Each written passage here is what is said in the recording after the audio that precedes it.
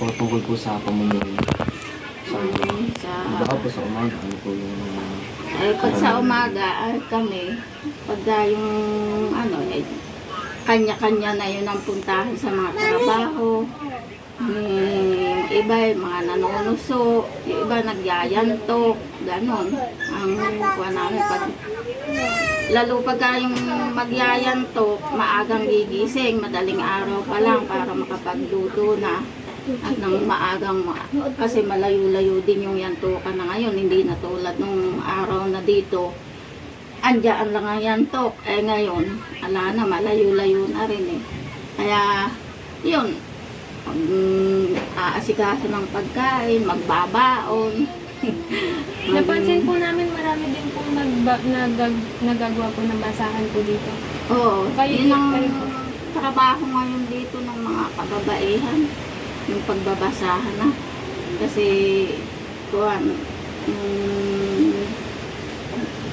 nagkakagaya-gaya na sila. Tsaka malaki rin naman kasi yung kinikita ng pagka sariling puhunan, maiipon.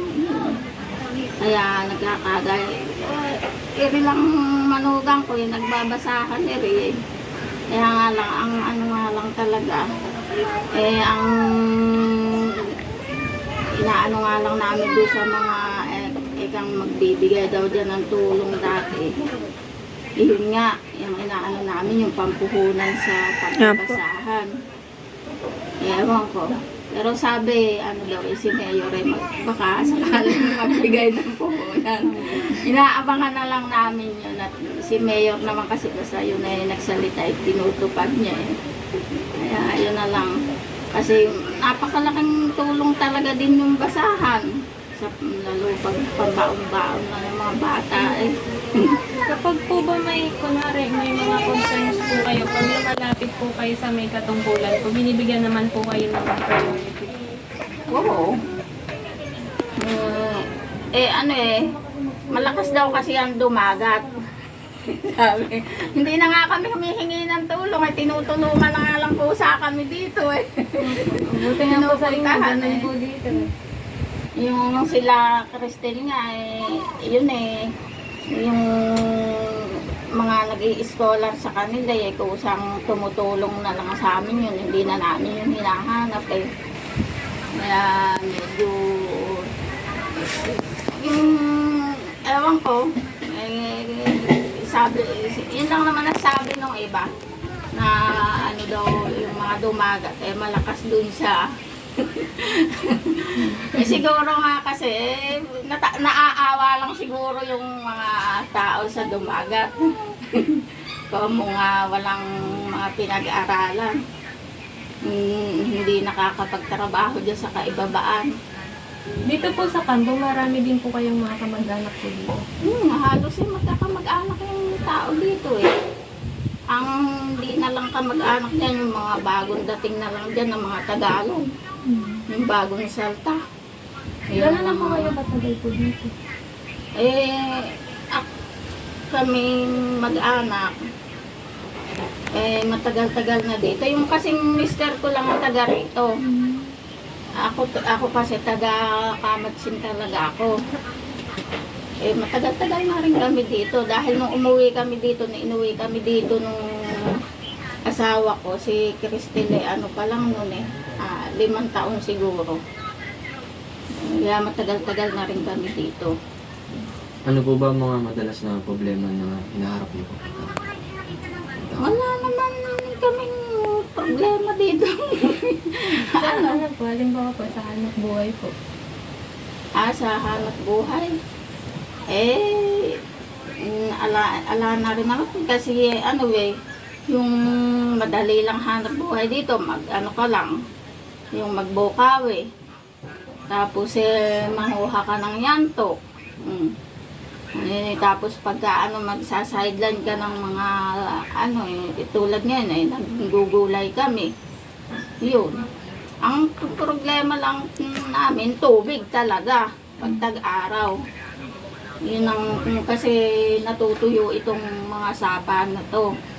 Iyon lang ang nagiging problema namin. Pero pag sa hanap buhay, maraming hanap buhay dito Basta masipag ka lang talaga eh. At kung sa ano naman nga, doon sa pagbabasahan, puhunan lang. Yun.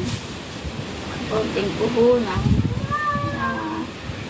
Ala kaming problema rito tungkol sa hanap buhay. Yung asawa niyo po, dito na po talaga siya. Oo, taga rito Dito talaga na po yun. siya lumaki po. Mm. Sila yung una kasi, yung sa uno na yung kasi, hindi naman talaga sila dito sa Cambo. Doon sila sa uno na yon. Ang unang nagtatag nung uno na yon ay yung tatay niya. Kumbaga, sila ang kauna-unahang tao doon. Na ano, tapos ngayon, ang nangyari lang, yung promo yung tatay niya noon eh, yung pinaka, ano, yung sitio leader, eh, nakapag-aya lang siya ng nakapag-aya ng mga Tagalog na kaibigan niya. Yan sa ibaba. Eh, nung dumami na yung Tagalog doon, eh kasi ang dumagat eh pagka marami ng Tagalog, eh ayaw na nila. Gusto na nilang umalis. Ayun. Na-atras na sila dito. Ayun, naging ano na ng Tagalog yun. Kaya po Dati pala nilang... parang pag nadaan po kami dyan, pailag-ilan na lang po yung nakikita namin po. Ito nga lang nung dumami na may mga Tagalog yung mga dumagat umaatras na naman yun. Kaya ba nila? Ewan ba't mahirap kasing pag marami ng Tagalog mahirap nang magsama-sama sa isang lugar. Oo nga po. Ngayon, parang yung mga kasama niyo na po yung mga Tagalog, nakakaranas po siguro sila nung discrimination. At saka unang-una na pati sa mga bata lang nagiging malaki ng yun yung ibang bata pagka kaya nga pati yun sa paaralan. Kaya nga kami, buti nga at napagbigyan kaming nagkaroon ng paaralan dito. Kasi nga dati sa Talamsi, nag-aaral yung mga bata dito. Hinaharot doon. Kasi nga, yung mga dumagat nga, hinaharot sila. Kaya yung dati, kukunti lang yung mga nag-aaral kasi tinatabangan ng mag-aaral kasi yung sa mga gano'n nga, binubuli. Yun. Ay ngayon nagkaroon na kami ng sariling paaralan dito. Ay masisipag nang magsipag-aral. Batang dumagat dito. Kaso nga lang talaga dumadami na naman din yung Tagalog dito. Kasi yung tulad yung mga Tagalog nakakapag-asawa na iba rin sa ibabae. At dito na rin. Marami na rin. Anong grade lang po yung school po dito? Hanggang grade 6 lang yung school dyan. Di ba po may mga high school na po dito, may provided po senior na service po? Oo. Yung dati nga, yung Papa ni Cristel, yung naghahatid sundo din sa mga estudyante sa Kalayakan. Doon sila nagha-high school. Hanggang pati pati yung anak ko doon na din doon din yung nag-aral high school. Kaya nga lang talaga sakripisyo kasi yung pagtitipid mo doon sa diesel. Kaya nung naghahatid yung Papa ni Cristel noon, hindi na siya umuwi. Hinihintay na lang niya uli yung labasan. Yun sa hapon na lang din siya. Kaya sabi ko dapat magpa-enroll ka na rin doon. Siya na din po. Hanggang sa recognition ng mga bata, kahatid niya yun. Hanggat matapos yung pasukan, andun siya. Di saka lang siya uuwi pagkahapon na di pag nakatapos yung mga bata, tapos na din siya, no? Parang yun na po yung naging trabaho niya. Paano naman po yung income niya nun po? 350 ang niya nun dun sa ang pinapasahod sa kanya nun Ibigay mo yan. sa hindi nga kumakasya yun. Kaya na umalis na siya doon sa pagdadrive noon. Yung ano. Sa akin naman po, di ba po nag-aaral na po ngayon sila. Si Crisel po, first year po siya ngayon. Magkaparehas na sila. Pagkabatch kami, third year. Saka si Cristel. Nag-abot nga sila kasi nahito si Kristen. Ay, isang ano lang po kasi yung ano po nila, isang ano lang yung taas ni Cristel. Tapos nagka-ano po sila ngayon. Nahito kasi si Kristen ng 2 taon. Ngayon, ano lang siya. Kaya siya nakahabol. Nag-al siya para makapag-college siya. Kaya po magkasabay din po sila gagraduate next year Una po. pa si Crisel. Kay Cristel po. Mauuna yung gagraduate. Ano po, so yung kunyari po, yung pambaon po nila. Yung pambaon nila yung talagang kung saan kami talaga Naghahanap. naghahalilap doon. Pagka yung pag yung linggo pa lang, Sabado, iniisip na namin uli sa kaya kukuha kami ng babaon uli ng mga anak namin. Yun. Ay, kung sari-saring diskarte na lang. Ginagawa namin para... Kasama po, nag-ano po sila, nakadorm po sila. Hindi, sila, doon sila nakatira sa kamag-anak ng asawa ko sa San Ildefonso. Ay, sa may ibayo po, ano? Buti nga at ang bali inaano na lang namin doon sa kuryente. Hindi na kami pinagbayad doon sa basta buwan-buwan 1.5 yung inaano namin yung hinihingi sa amin sa kuryente doon. Yung sa bahay hindi na kami inaanuhan. Kaya malaking menos na rin namin. Isa sa dorm pa sila kaysa pambaon lang naman nga nila 3 silang nag-aaral doon. Kasi yung isang high school ko, doon na rin nag-aaral. Pinag-aral para sama-sama sila. Kasi kung dito pa nga sa hindi naman na nagdadrive nga yung anak nila dyan. Hindi nga mababas na yan. Silang magkapatid. May tumutulong naman po sa inyo. Kunyari, kamag-anak po. Nahihingan po natin. Minsan, yung mga kapatid ko, pagka silang pambaon, binibigyan sila. Pero yung ikang yun, tsaka yung yung nakakuha sila ng scholar doon Sa technician po ata.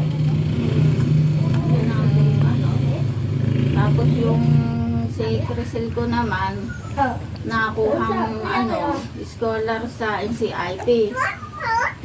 Kaso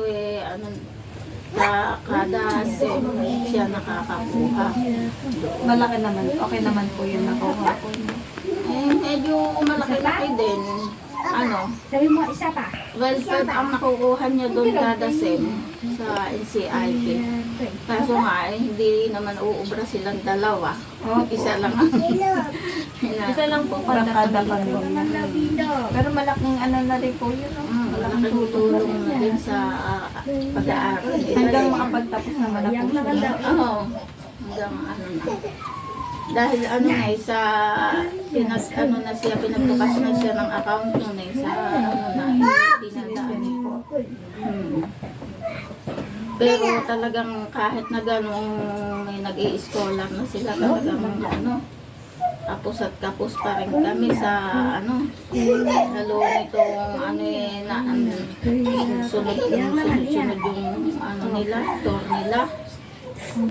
Sabay sila ng sabay.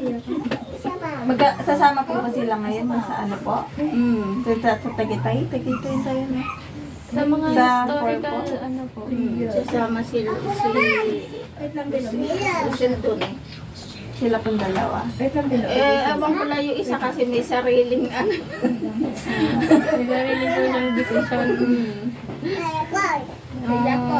Yung ano nga buti nga yung isa na yon at hindi na namin masyadong naiintindi ng kuhan yun at pagka minsan kasi yung ano niya, yung magulang ng boyfriend niya, tumutulong ng ano sa amin. Para daw mabawas-bawasan ang intindihin namin. Ay si Crisel lang talaga ang ano, ang binabalik at ang ano. Ay yung isa kasi na yun ay ayaw nung talaga na absent din eh. Dati yung masipag po yung pumasok. Matalino din po siya. Mula ano yun, mula yung nag-aral, wala akong problema doon. Hindi pati mabarkada yun, hindi tulad yun ng panganay ko. Pero ayos lang din naman yung ano, yung si Cristel. Ano, kaso, malagalag siya. Malakad, hindi tulad nung isa na basta sa tungkol sa pag-aaral yung ano niya. Tapos, pero nakakatuwa din naman sila kahit na hirap kami sa pangbaon nila pag umuwi dito eh. Minsan ay nagbibigay pa sa akin, ano, Siguro po yung nagtitipid. kaya sabi ko eh, tabi nyo na yan. Para pagka ano, may gagastusin kayo. Ako nga, paano kaya ako natin maisasalba yung pag-aaral? Bilis lang naman po yung taon. Ay, kung gano'n eh, ganit Crisel. Konting tiis na lang, mami. Ano, 1 taon at kalahati na lang. Opo. Ganun. Magpapagraduate na din po. Sabi niya nga sa akin, Mama, pagka sa graduation ko, kinabukasan lang, mag-a-apply na ako ng trabaho. Sabi ko, ako naman, binibiro ko naman, kahit hindi naman kayo, ano ka agad. Eh, paano pag biglang nag-asawa kami? Nasa sa inyo yan. Hindi naman kako ulit pinag-aaral namin kayo para makatapos kayo para pagkayari nyo magtrabaho kayo para huwag kung gano'n. Nasa sa inyo yung kung kayo magtatrabaho o mag-aasawa. Basta yung tungkulin namin bilang magulang, ginagawa namin. Kung gano'n. Natutuwa nga din ako at butit yung mga anak ko ay nagpupursige sa pag-aaral. Dito sa Cambo sila lang nakapagpatuloy ng ganyan. Oo. Kaya nga natutuwa din yung mga tao, yung ibang ano dito pagka yung ano, kung mga kaibigan namin. Minsan nga tumutulong din yung iba. Nagbibigay ng pambaon nila. Nakakatuwa naman daw at kahit mga dumagat yung anak ko nagpupursiging mag-aral. Sabi ko nga sa kanila, papahirap yung buhay. Kahit sila mga dumagat, kung sila makapag-aral at makapagtrabaho dyan sa ibaba, hindi na nila mararanasan mga dumagat yung anak ko nagpupursiging mag-aral. Sabi ko nga sa kanila, papahirap yung buhay. Kahit sila mga dumagat, kung sila makapag-aral at makapagtrabaho dyan sa ibaba, hindi na nila mararanasan yung buhay na katulad ng buhay namin ngayon. Talaga kung hindi magpakahirap din sa bundok hindi na nga nila natitikman yung mag-uling, magbugsok, magyantok. Pagkaka magyantok, kuha ka ng yantok sa bundok, matitinig. Binabalatan mo pa yun. Balatan. Yun. Matinik yung ano nun. yung katawan nun. Kailangan lang babalatan ng dulo ko yun para makuha mo. Tapos isa-isahin mo pa yun na titila rin. Eh sila hindi na nila inabot yung mag-ahon dyan sa kabundukan.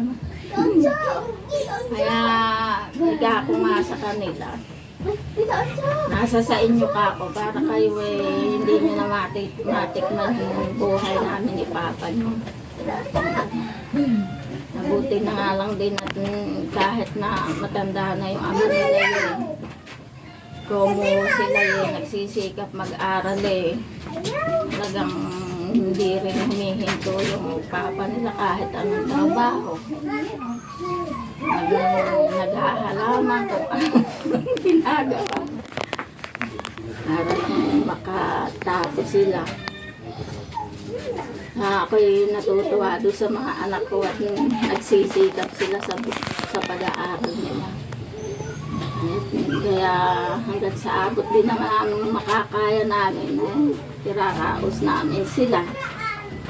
Pero sila naman po? Sila Cristel po, sila Cristel. Wala naman po silang nakakwento po na parang inaano sila, nakakarami silang discrimination po. Ano naman?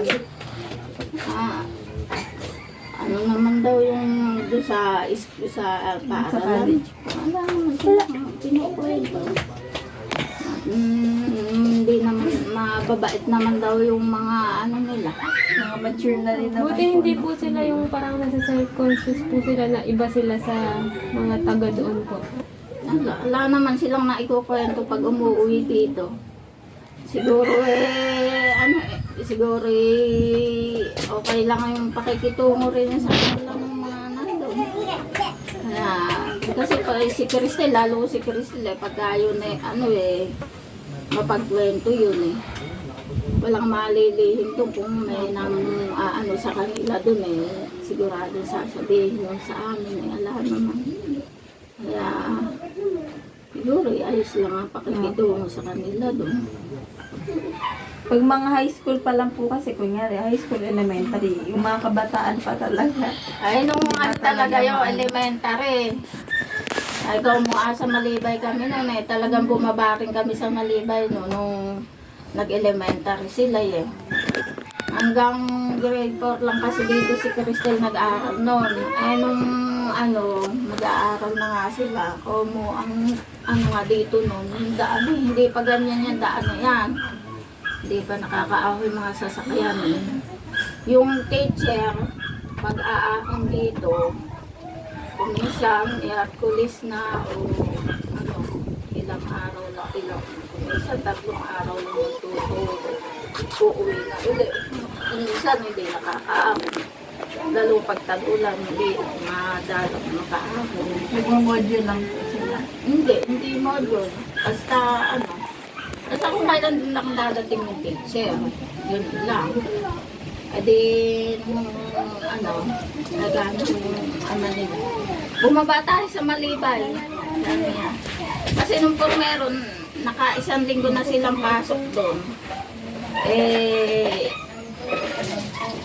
Andito lang kami. Ganong dumating. Tila ka nakakaaway mga anak mo doon. Nakatuloy doon sa alin din naman nila. Kapatid mo ng asawa ko.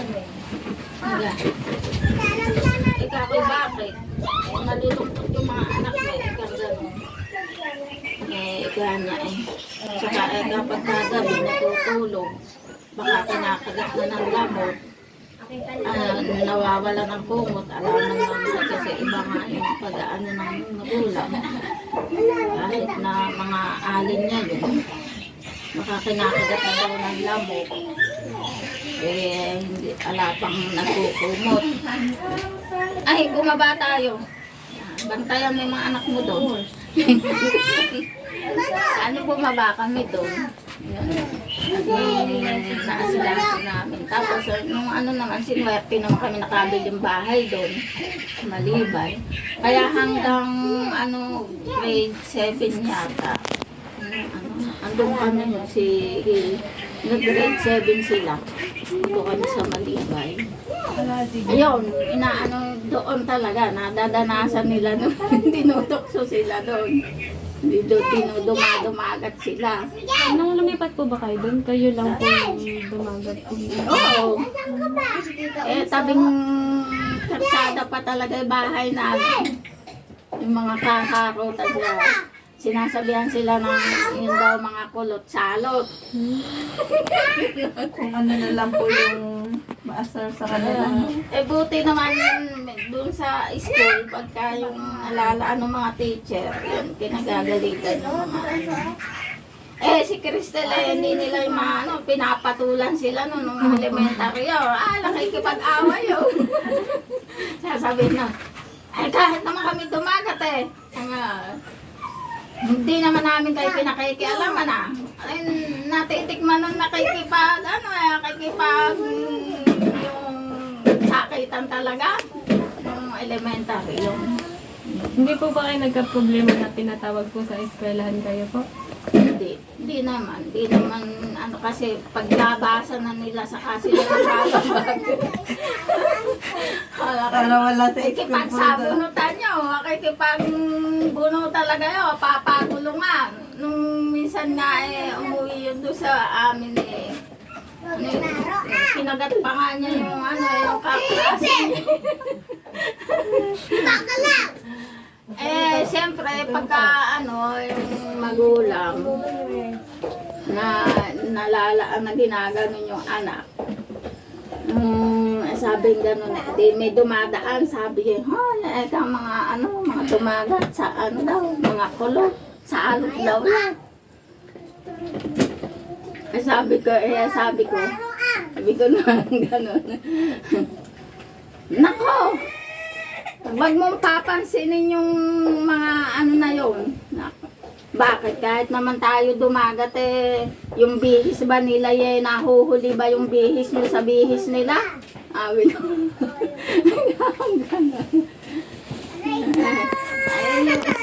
Si Crisel naman, yung kibo. Hindi yung pumapatol sa mga gano'n. Tahimik lang po. Takot kasing masaktan yun Ayaw nun kasi na nasasaktan siya.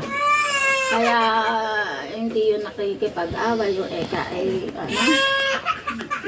si Cristel ang katawan nun pambugbugan kaya wala yung palalagpasin. Kaya siguro naman dun sa sa San Ildefonso hindi naman kasi papatulan sila ni Cristel pag talaga dito lang kasi pagka yun nadidinig na hindi maganda salita hindi papalagpasin. Okay lang siguro sila dun.